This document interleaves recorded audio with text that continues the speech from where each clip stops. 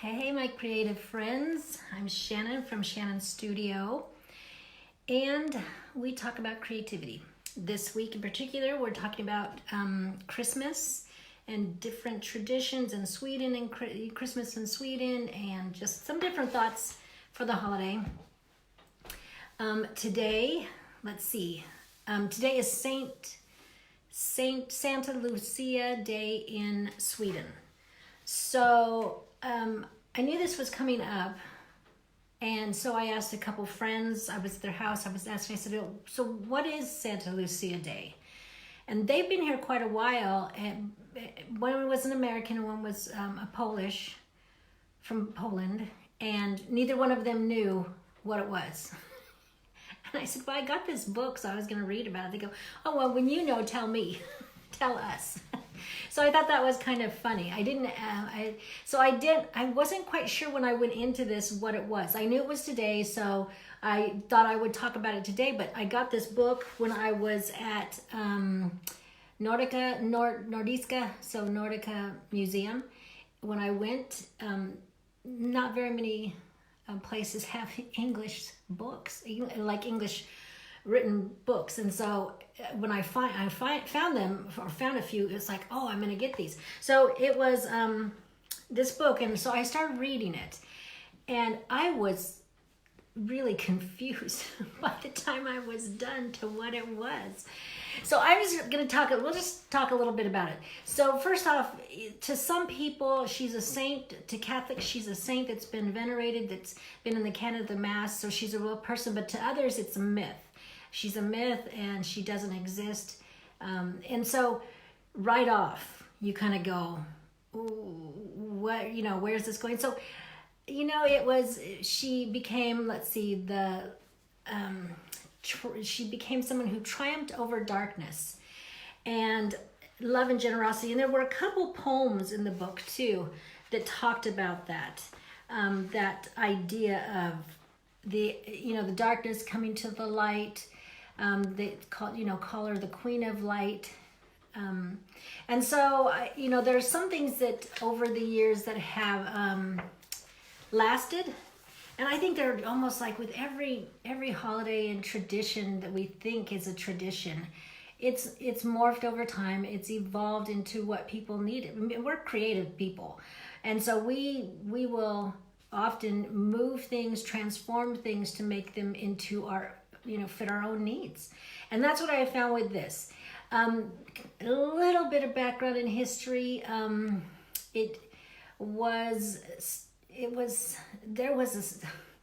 The myth part was like she was Adam's wife. She was just, Adam's first wife, but she didn't really behave well, so Eve came along. So, I mean, it's just that kind of thing. So strange, and I won't even tell you all of them because there were several of them. But the background is that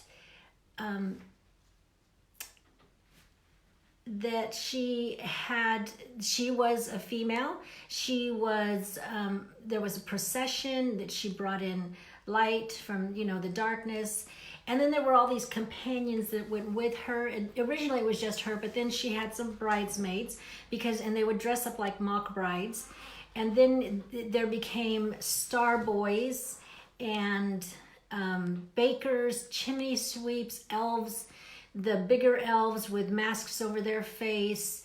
And now you can see, so it's morphed along that line, and today you can see trolls and Superman and fairy tales characters and Rudolph, and so you can see anything participating in it now. What I found interesting about some of the characters that went along with her is that the Star Boys, I don't know if anybody else from America is bothered by it, but I was really bothered by it. And I just thought, the first time I saw it wasn't a big deal. What they wear is they wear the white chic clothing, and then they wear this white cone hat, and it's a very tall hat, and it reminded me of the KKK is what it actually reminded me. When I read about some of the stuff, like they were wearing white masks, and I saw in a couple of the photographs there were white masks, and they were at night.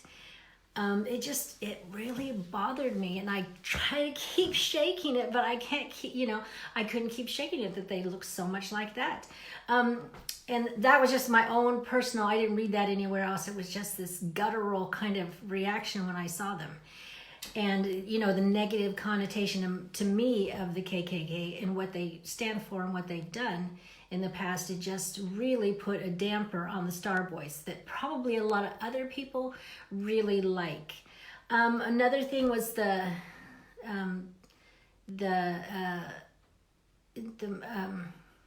they chose the Lucia as from a beauty contest, basically. That basically was the start of beauty contests, at least here.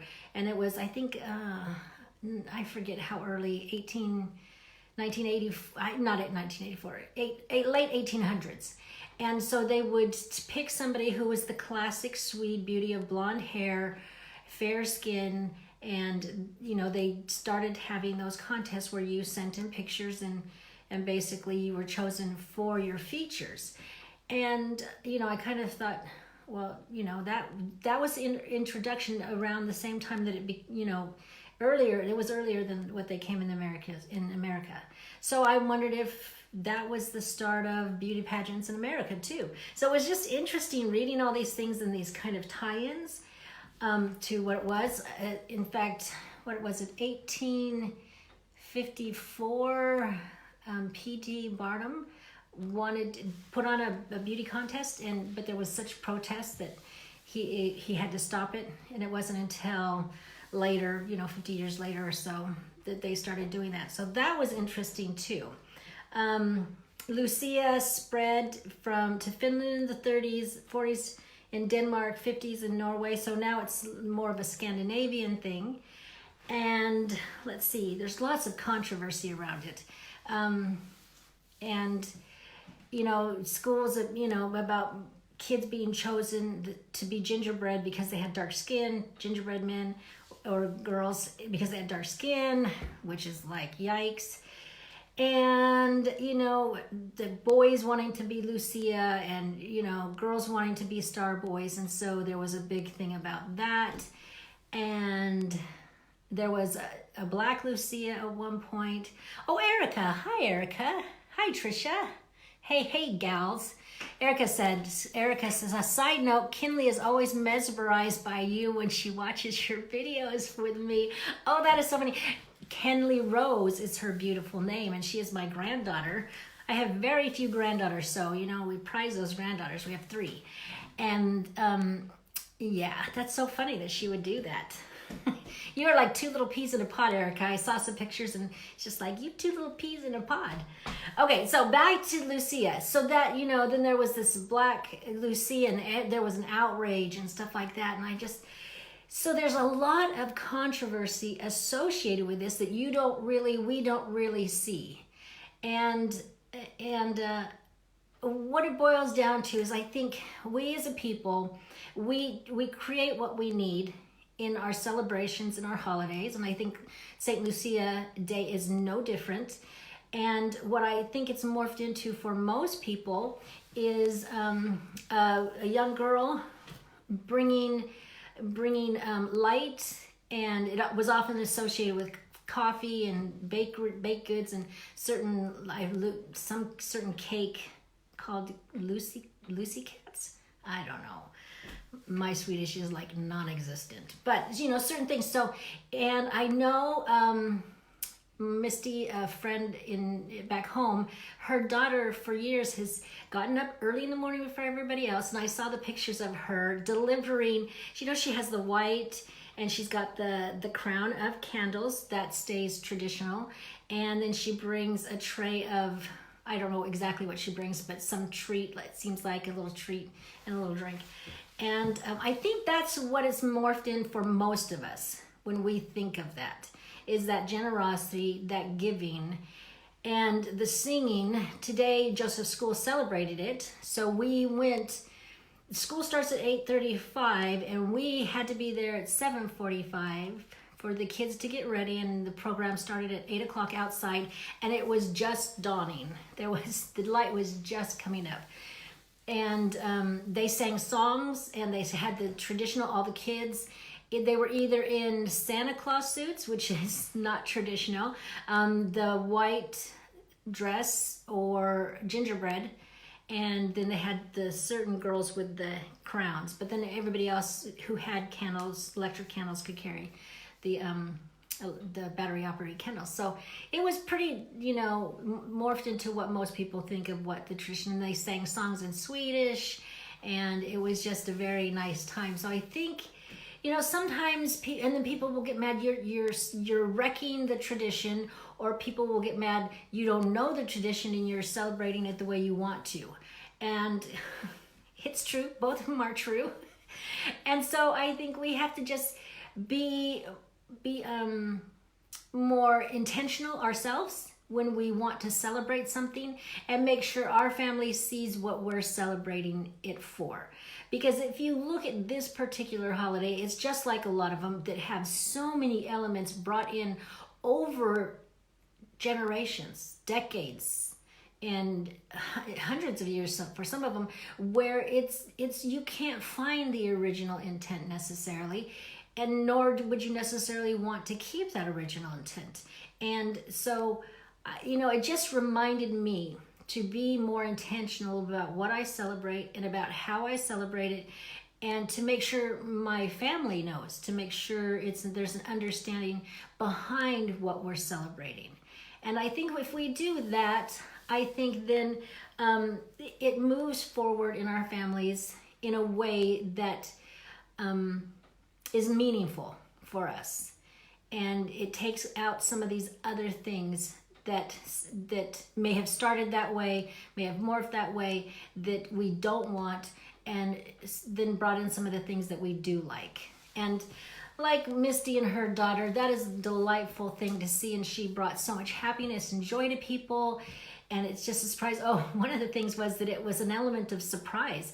In 1984, I think it was, the Nobel Prize, since it's Sweden, and the Nobel Prize is given out in Swedish, that they would surprise early in the morning. They would bring in trays of the coffee and cakes to the Nobel Prize winners. And it shows this one picture of the man, and he's like pulled the covers up because he's astonished. You can see that on his face. And the wife jumped out of the bed. You can kind of see her a little mid-air, falling off the bed, because it scared them so badly, and it scared a lot of people, thinking that they had died and gone to heaven. So that was, morning was the place and time that it happened, and I just thought that was kind of funny. It's more morphed into evening for some, but like I was saying, Misty and her daughter bring stuff in the morning, and it is a delightful thing, and it's just, I think they've done it. I think they've done it the right way. I think that, you're holding on to who you are because they have Swedish ancestry, but it doesn't mean that if we decided to do it, that it's wrong because we're not Swedes. Obviously, I'm not a Swede. It would mean I want to embrace some of that Swedish history. And I know appropriation, and but then that can be a whole thing too. But I think as families, we have to decide for ourselves, and if our conviction's strong, then we will stand behind what we do and what we celebrate. So I'd like to say that wasn't confusing, but it was totally confusing to me. It was totally all over the place for such a thing. I just thought it was going to be this simple little thing, and just sweetness, because that's the way it's morphed into it for me. And but just like I said, if we went back into some other holidays that we celebrate, we'd be kind of really surprised too.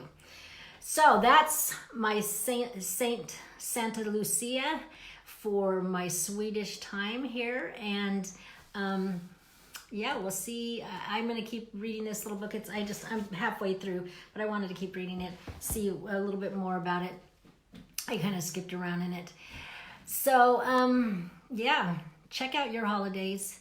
Take what you want to do and explain it. Find your conviction in it. And if not, change it a little bit so that you do have some conviction in our celebrations. I mean, these times are really where we set this time aside to say something, to give messages. And so I think it just made me think. So I hope it makes you think too. So in the meantime, remember you have a creative heartbeat, so listen for it. And I will be back tomorrow. And yeah, we'll see what happens tomorrow. I'll see you. Bye.